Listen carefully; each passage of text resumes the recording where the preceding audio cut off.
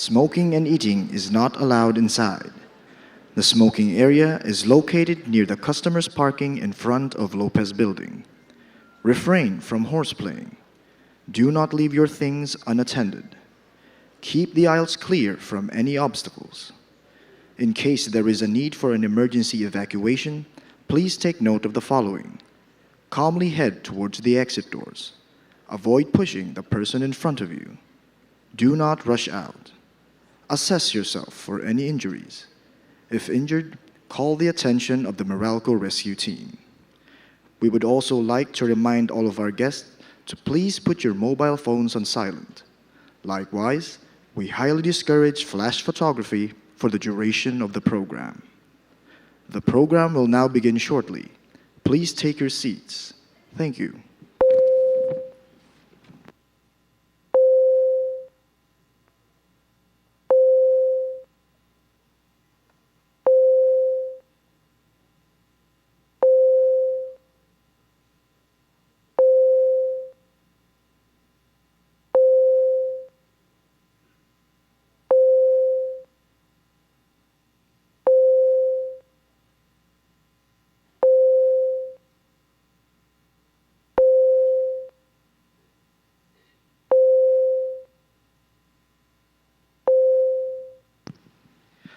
Ladies and gentlemen, please rise and remain standing for the invocation followed by the Philippine National Anthem. Heavenly Father, in your infinite kindness, you gave us a heart to see and discover arts as the extension of your beauty, and an intellect to feel its need to empathize and share this to our youth as our future leaders.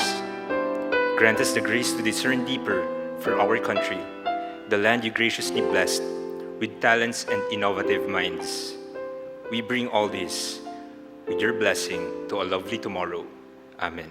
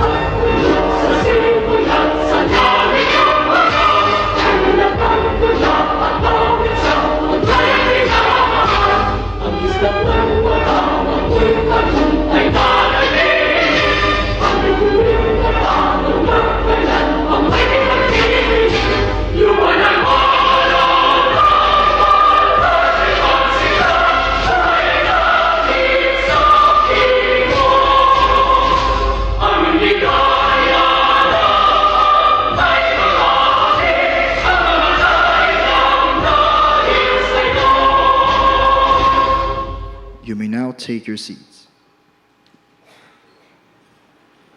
Ladies and gentlemen, we now welcome the General Manager and Chief Executive Officer of the First Pacific Leadership Academy, Mr. Roy Agustin K.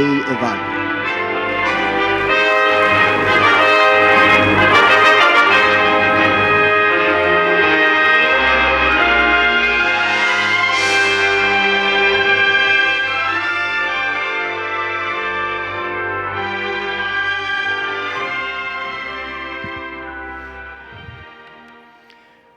Our Chairman, Mr. Manuel V. Pangilinan, our distinguished presidents and members of the management committees of our various companies under the group, distinguished guests, our students from our various beneficiary schools, ladies and gentlemen, good afternoon.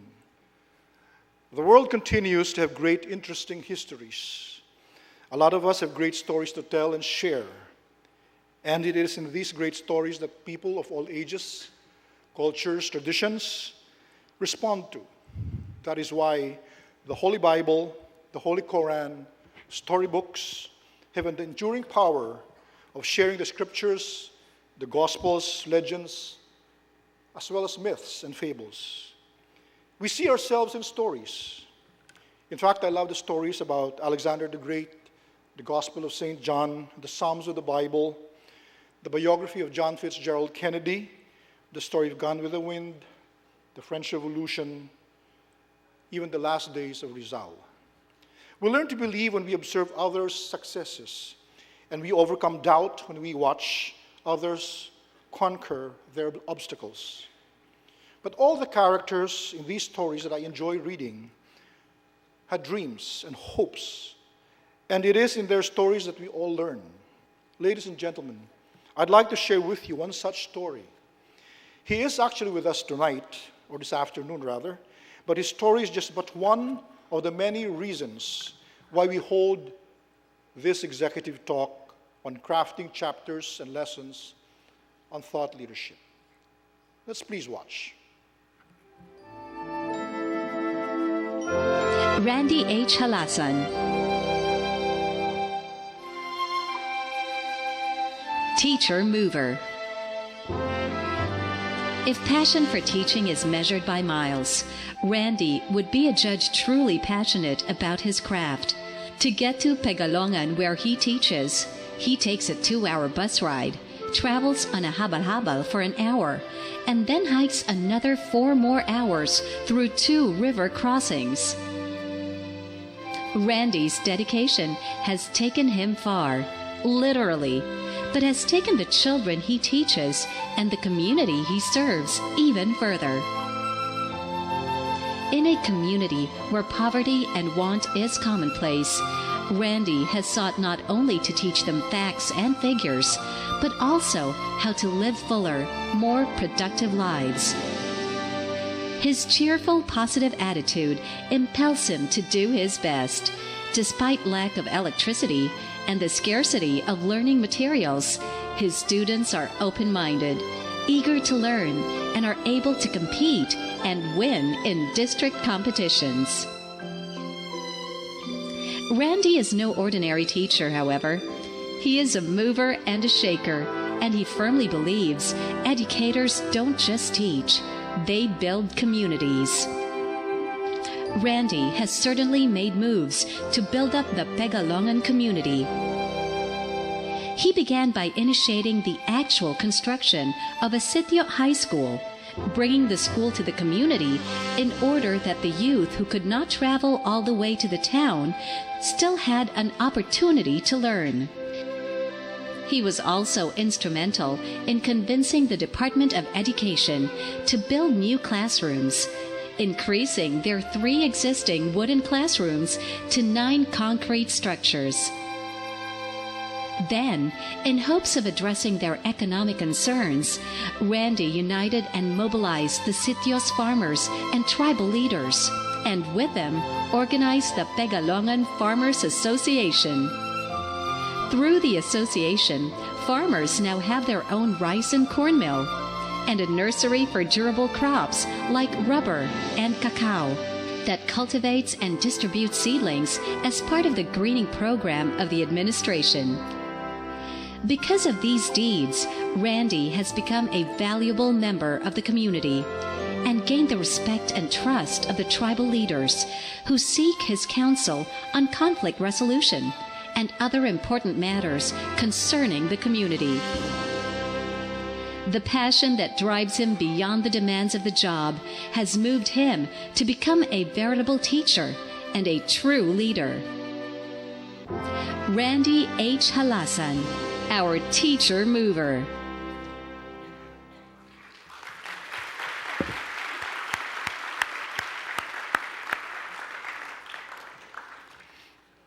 Another person who is always ready to share his story and success and failures as well is our chairman. And I am lucky, just like the few who are here tonight, because he is my boss. He is our boss. We at the First Pacific Leadership Academy are ambitioning that one day we could also write the chapters and lessons of his story. We could not think of a way to express our support, our dedication, and admiration to our chairman, Mr. Manuel V. Pangilinan, but to commit and stage the makings of a thought leader. We have done a research of 32 storytellers, just like the film that you saw on Randy Halasan. Some of them in aviation, anthropology, motion picture, a high-level finance man, an investment banker, a movie star who struggled from rags to riches, a Filipina billionaire based in Australia, a plastic surgeon, a publicist, a Spanish-Filipina painter, and the owner of Sacre Hotel. But after 7 months of research, we are presenting to you now a very gallant and dedicated sportsman, a sex therapist who has courageously brought forward controversial issues, a stage actress, singer, and author, all rolled into one young lady, a concert violinist who made her name in the United States, Europe, as well as Asia, a sacrificing public school teacher from the mountains of Davao, a young man from the University of Pennsylvania who decided to come home and work on something that describes the resilience and tenacity of the Filipino, the bamboo, a humble Ilonggo who is one of Asia's greatest tenors, a beautiful Filipina who can just actually spend her time as a lady of leisure, but decided to share her culinary expertise with the Filipinos. A young Argentinian-Italian priest who is almost a Filipino and who has devoted more than 20 years of his life serving the Filipino poor. All 9 courageous Filipinos, resilient, tenacious, tough thought leaders. And in the second part, we are also proud to bring to you a masterpiece. The First Pacific Leadership Academy has contributed to preserve 2 magnificent masterpieces of our Filipino treasures. The first is a spoliarium. Fides Cuyugan Asensio wrote the original libretto, and theater and arts thespian Floy Quintos did a magnificent job in writing new materials for this obra maestra. We at the Academy has also been privileged to have a premier director and choreographer, Dexter Santos, directing, and of course, music was impeccably composed by Maestro Ryan Cayabyab, who is also conducting tonight with the country's orchestra treasure, the Philippine Philharmonic Orchestra. The second that we are supporting is Larawan, written by Nick Joaquin. And soon you will see the magnificent musical of this masterpiece. In fact, its cast and production is here with us tonight, with Loy Arsenas and Gurley Rodis heading the production. These are 2 masterpieces worth preserving, masterpieces that the youth should still be watching in the year 2030 up until 2050 and beyond. We dedicate this to our chairman. We dedicate this to all of you, the young leaders present, and those in leadership roles. This will be great reminders of how great you all are, because you are Filipinos. We would like you to leave the great halls of this theater with pride. We hope that we can all get inspired with the various stories you will hear and an experience you will not forget. So, ladies and gentlemen, together let us celebrate the second season of crafting chapters and lessons on thought leadership. Thank you and enjoy this lovely experience and dedication. Maraming salamat.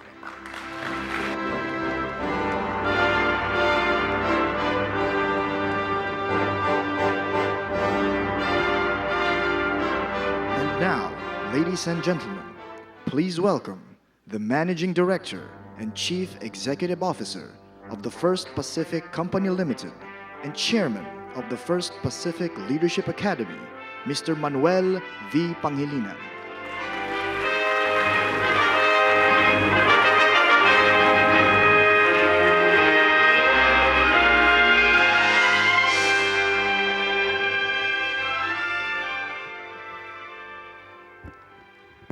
Thank you.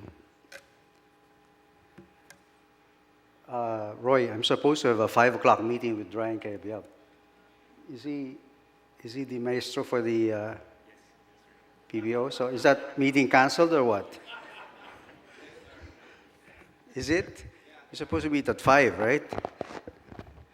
Yeah, well, anyway, first of all, congratulations to FPLA for the second season of Executive Talks. Of course, to our honored guests, to the distinguished speakers, to my fellow executives of the First Pacific Group. I think most of all to our dear students who are a real audience and the future of this country from the following schools, which I'd like to acknowledge. The Technological University of the Philippines, Pamantasan ng Lungsod ng Maynila, Philippine Normal University, Eloy Rodriguez Institute of Science and Technology, University Rizal System, San Mateo National High School, Polytechnic University of the Philippines, Philippine Women's University, Philippine Science High School System, and University of Santo Tomas. Good afternoon to all of you, and thank you for joining us in the second season of this Executive Talk. I'd like to also thank so much the 9 young leaders who have taken the time for this afternoon's Executive Talk, to Randy Halasan, that is a very inspiring story, to Gaita Forres, to our very own Jimmy Alapag, Reverend Father Luciano Felioni, Dr. Margie Holmes, Regina Benaventura, Randy Gilongo, Celine Fabia, and Brian Benitez McClelland. Well, for so many decades, the Philippines has produced quite a number of talents, ranging from business, music, the arts, medicine, healthcare, sports, and the like. But two things I noticed when Judy Rojas, I think the aunt of Gaita, asked me to chair the TOYM Foundation. One of the first things I asked for was a list of the awardees for the past 50 or so years of the TOIM. And I noticed that most of the awardees to date have been either politicians or entertainers. I have nothing against both, but I felt that the foundation should bias its awards towards the sciences and technology. I'll get into that a bit later. No? It is also important that talent does not necessarily, to remember that talent does not necessarily translate into leadership. I've always felt that if you were to distill all of the management literature down to the most essential elements of what makes a good leader, there are only 3. First is the passion for your work, the love for your work, the passion for excellence, the passion to compete, and second is competence, and the third is integrity. All 3 must inhere in the individual to become a good leader. For one, competence without integrity leads to dishonest practices. We all know that. Integrity without competence, however, leads us nowhere. So this country really needs good leaders, and this will come from the ranks of the students who are part of this audience. Leaders with the courage to change, transform, and lead our people with integrity, passion, and competence. Now, the group has had a broad range of initiatives in finding, searching, nurturing the good leaders who will eventually lead this country to better times.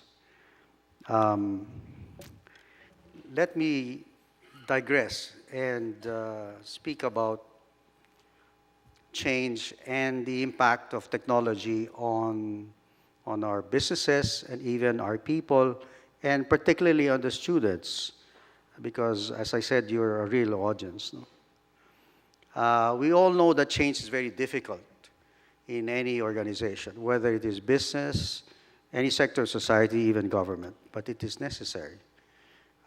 In fact, if I were to quote Jack Welch, he said that if the rate of change outside your organizations exceed the rate of change inside it, the end is in sight. And we're seeing that maxim very much applicable to the telco industry, whether here in the Philippines or elsewhere in the world. The good old days of talk and text, of voice and texting, are now starting to become obsolete with the impact of the internet and the digital initiatives that are happening all over the world. About a year ago, about 50 senior executives of First Pacific spent a week of immersion in Silicon Valley, and it was an eye-opening experience for all of us because it is a totally different world which operates on a totally different metrics. And it is something that actually scared us. Let me give you an example. The impact of the digital initiatives on the business of PLT is such that it is encroaching on the traditional businesses of texting, which is now declining, and even on voice, especially international voice, because the internet has found means for people within and outside the Philippines to communicate. You know that. The first form was email, and now it's all forms of what? Skype, WhatsApp, Facebook, Twitter, and so forth and so on. That is slowly disrupting the old telco traditional model. So telcos have no choice but to build not only the dumb pipes, which, by the way, the internet companies still need, and in that space as well, a company like PLT has got to build the kind of network to be relevant that will service the digital space. But we have had to move as well into the digital space in order to be competitive and maintain the kind of business model that we need to sustain ourselves in the future. Now, we are here in Meralco Theater. Who would ever think that one day this company could become obsolete as well? Why? Because the idea of a distributed grid, or the ability, and we've seen that happen. I think the son of Senator Loren Legarda has started to install solar panels on rooftops of some of the SM malls. And that has sent shivers down the spine of this company. Because if you think about it, if the cost of the solar panels and the cost of storage in the form of batteries could come down to the point where it becomes competitive to a company like Meralco, we will run out of business. We will become the secondary supplier. We will become the secondary supplier, the default supplier of power in your homes, in your buildings, in your restaurants, and so forth. I think even 10 years ago, nobody could ever imagine that that kind of technological innovation could disrupt the very traditional business model, which is Meralco. So, in this day and age, our young people must remember that businesses and society must conduct their activities in a very Darwinian landscape, that it is not the biggest, it is not the most intelligent, or the strongest that will survive in the future, but in fact, those who are most adaptable to change. And with the kind of innovations that are happening almost every day, the future of this country and the future of businesses will actually rely on you. It's no longer myself, or maybe the lower part of this audience who are maybe part of Gen X, but you who are probably, how old are the students? Good.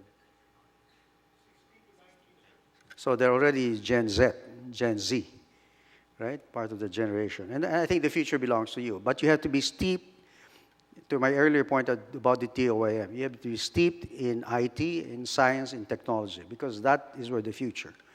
Now, about 2 weeks ago, maybe to conclude, we spent about a week in San Francisco to visit some of the internet companies there. And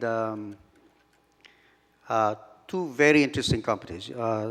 Both, perhaps you know, one of the first major starts we had was with Uber, the taxi company, right? And in our conversation with two of the founders there, it is very clear that Uber is now the largest transportation company in the world, right? Have you guys tried Uber?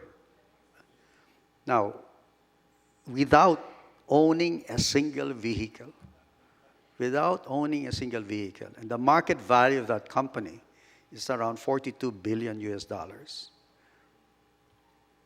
Bigger than PLDT, in fact. In fact, the values of most of the internet companies in the world are bigger than the old telcos.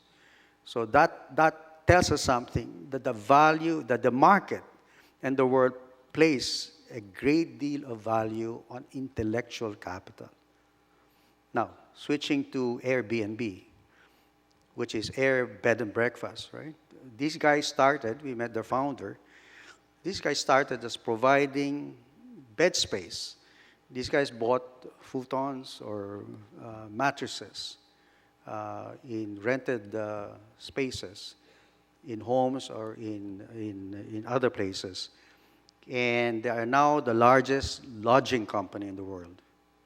Again, without owning a single hotel room, owning a single motel, to Margie Holmes' competence, et cetera, et cetera. I mean, it emphasizes the point that innovation is key to value, and I think it is no longer my world.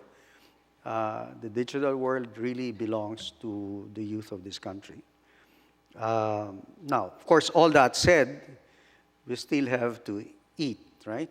We still have to build vehicles and the like, or enjoy the beaches because, you cannot eat food from the internet. But again, if I may repeat myself, my plea to the young folks of this theater is that go for science and technology. I would encourage that because that's where the future of this country will lie, and that's where I think your future wealth can be built as well. So again, Roy, maraming salamat for this invitation, and let me get out of here. We need to listen to the 9 speakers. Good afternoon to all of you.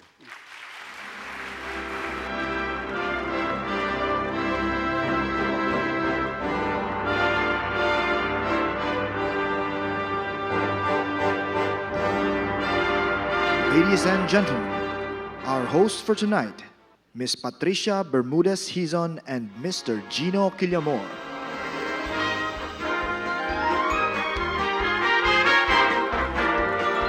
Good afternoon to everyone. Welcome to Crafting Chapters and Lessons in Thought Leadership, Season 2. I'm Patricia Bermudez Hizon, and I'm so glad to be sharing the stage with someone new. Thank you very much. My name is Gino Quillamor. Of course, I'd like to thank you first for just, being such a savior of the day, if you know what I mean. Okay, just to let you in, obviously a lot of you are probably hoping and expecting Delamar to be here up on stage. Unfortunately, she got sick. She fell ill. She fell ill, but you're here.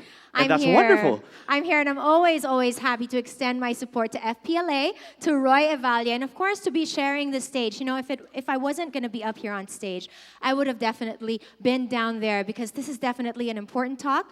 The first one being an executive talk, and as was mentioned, we're going to be listening to 9 wonderful thought leaders here on stage, and later on we'll be treated to a musical genius led by, of course, Maestro Ryan Cayabyab, who has a meeting after this. Just kidding, Mr. Now that everybody knows that. Actually, a little bit earlier on, as I was sitting there and just listening to, MVP giving a speech, and I just really thought about it, and I would love to have been part of this, just listening to everybody, because everybody here is just, you should really consider yourself lucky being able to, listen to all these thought leaders, which we're going to be presenting to you guys in just a little bit. That's right. Ladies and gentlemen, today we will meet a few of the country's best and brightest talents, a refreshing interface of minds and thought-provoking subject matter. So tonight, again, is the second season of Crafting Chapters and Lessons in Thought Leadership. Now, as we mentioned earlier, you get to meet key personalities who basically frontiered excellence in their own fields. That's right. So from the frontiers of church,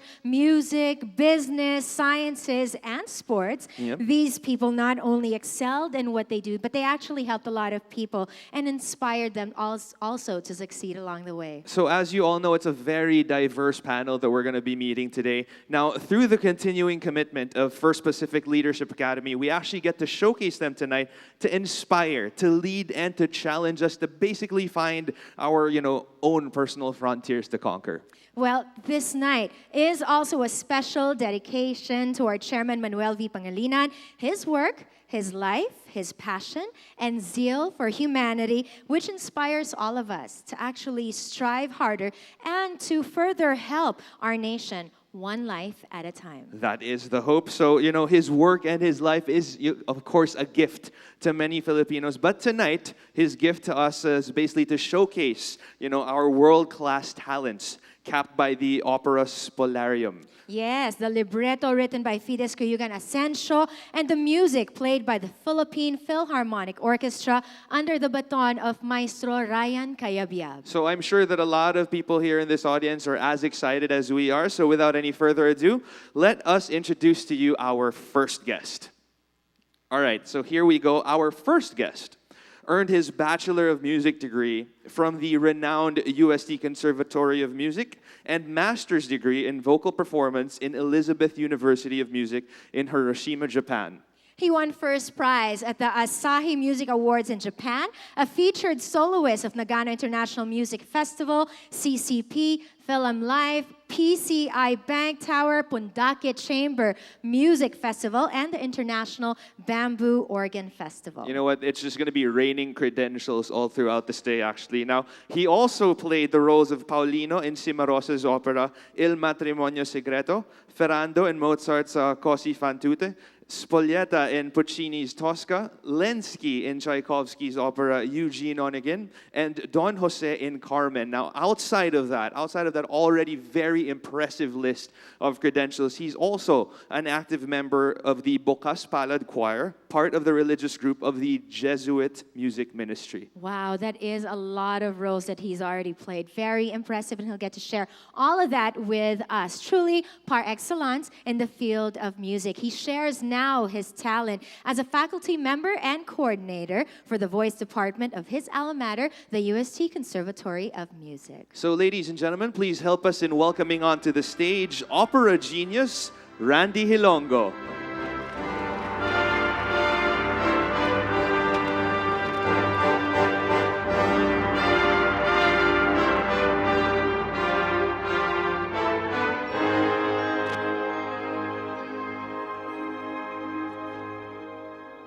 Hello, Randy. Good afternoon, sir. Well, it's so good to see you here. I wonder if everyone can hear you. I'm sure even without that contraption, that microphone, you have such a powerful voice that will definitely be heard. Maybe later on we can engage him. Is that a request for a demonstration? Later. But good afternoon to you. Thanks so much for being here. Are you excited? I am very excited. Is this the and first time? nervous as well. Yeah, I know how it must feel. But you should be in your environment. This should who be you comfortable, are. yeah. I know, but I would rather sing than talk. It's You know, okay. I just noticed something. I love that even when he's talking, his voice is placed. I know. I was gonna say, if I ask you a question, the answer you can sing it out. Just sing the Feel answer. free to do it's so. fine. And so let's try this. How are you? I'm fine. I feel so pressured to join in. Well, don't be. Thank you so much, and we'll talk to him more later on.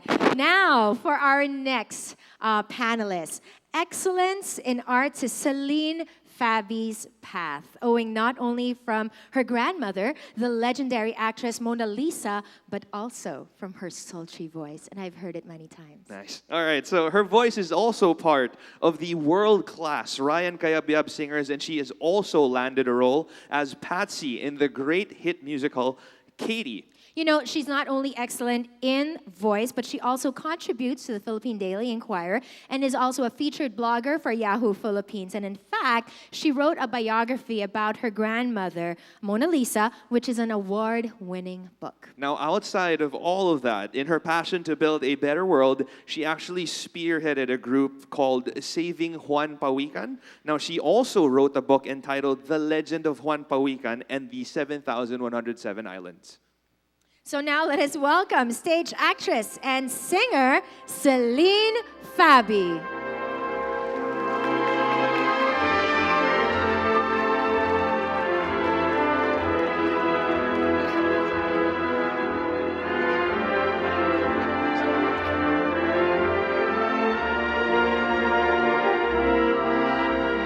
Hello, Celine. No pressure to sing out your greetings. Okay, good.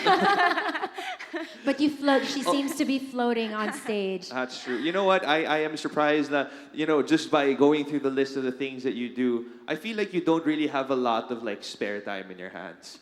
No? Yeah, I try to do, that's why I try to do everything I love. So that's my spare time, doing everything I love. Okay, I know I'm going to be jumping ahead a little bit. One, pawikan. I mean, you really have that passion to educate people on turtles and to save and conserve? It started with my love for the environment, really, and animals in general. But I guess we can go in depth about my turtle project later. So is it safe to say that, I know that you are, you love animals in general, but I'm guessing that turtles are one of your favorites? Is that why you gravitated towards the Pawikans? I love the oceans, I love the water, and I love the Philippine Islands. So, yeah, that's why. And, yeah, marine turtles are, of course, who doesn't love turtles? Well, we'll hear more about that passion and all of the other passions that she can share with us today. But our next speaker, I wonder if anyone here in this room would not be able to recognize this person. I highly doubt that is even possible. Now, as a team captain, he gave us our first victory at the world level of the basketball sport for the first time in 40 years. Now, he gave inspiration to this obviously very basketball-crazed nation, and he gave us a sense of hope that we could, topple the greatest in this region. Now, we all know him for his lethal three-point shooting and slashes. Now, he is also known as a leader, and his battle cries were his team's recipes for success. Now, just some of his accomplishments, and it's a long list of accomplishments. As we said, it would be raining just like awards and everything. So 6-time PBA champion, a 3-time member of the PBA Mythical Team, won a PBA MVP award and a PBA Rookie of the Year award, and a whole lot more. Now, right now, he is also the team manager of MVP Group's Talk and Text basketball team and the FPLA's favorite. Ladies and gentlemen, the Mighty Mouse, El Capitan, our most beloved Jimmy Alapag.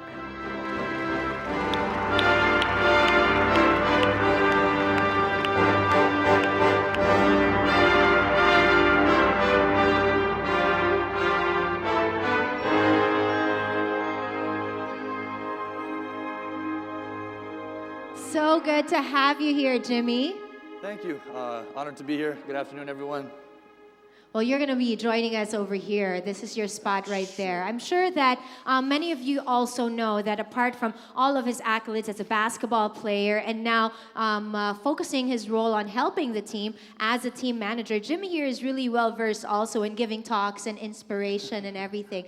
No, but seriously, you're always now called upon to share your story and inspire others. Now, what do you think? Why? I'm kind of jumping ahead. Sorry about that. Oh, but why do you think is it really important for you to be able to share with others what you've been through and inspire them? Why is that important? I think, in my life, basketball has been such a big part of it for a long time, and I've been so blessed the last 12 years to have had a pro career and had a lot of success, not just individually, but more importantly with the team.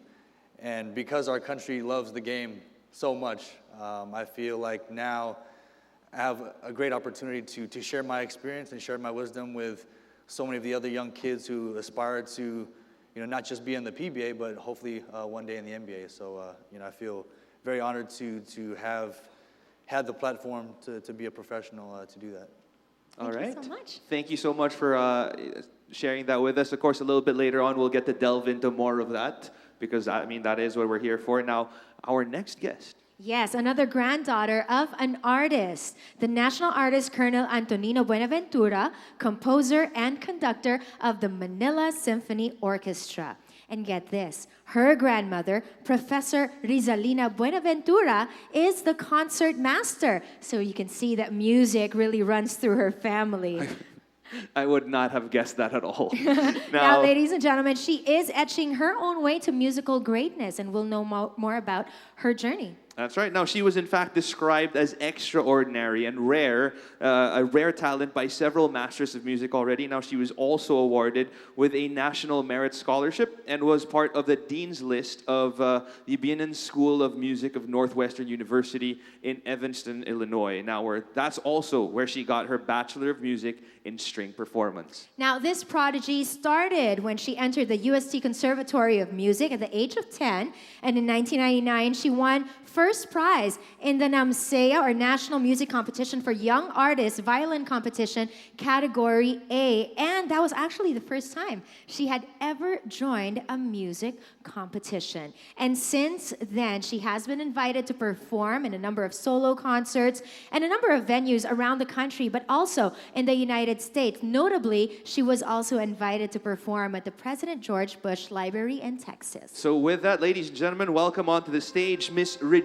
Buenaventura.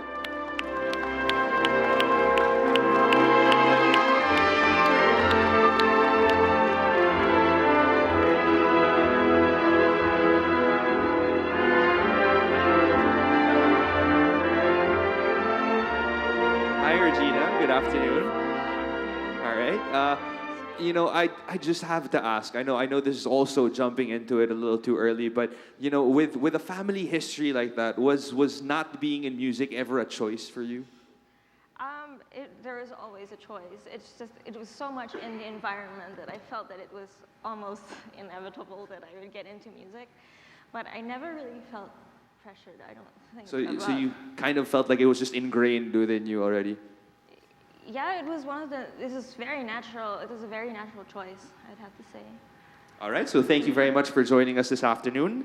So, Gino, this is what we're going to do. We're going to have and talk to our four wonderful panelists first, and later on we'll introduce you to the next batch, and we'll also get to listen into their lives and hopefully get our bits of inspiration, particularly for all those students that are here. But then again, all of us are always just trying to learn, no matter what our age is. So hopefully this will be a great experience. And as Roy earlier said, he wants all of us to leave these wonderful halls inspired and renewed. That's true. We shall start. Why don't we start talking first to Randy Hilongo? Yeah. Okay. So Randy, we just have to ask you first. Can you tell us a bit about what you do and how you just got into it, how you started with it? Okay.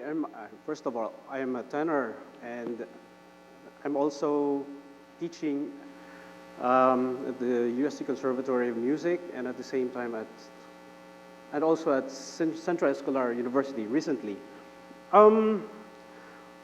Well, as far as I can remember, before I went to school, I was already singing, and I was joining competitions. I mean amateur singing competitions. And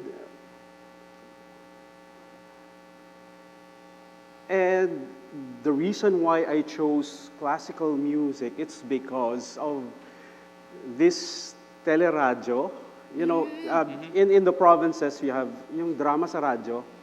We have that, and usually at the start of this teleradyo, you hear introduction from a piano concerto of Tchaikovsky, something like that. So when I heard that music, I said, "Wow, that music is really beautiful, and it's different." That's why I was, from then on, I was hooked to classical music, although there was not so many chances of listening to classical music. How old were you at that time?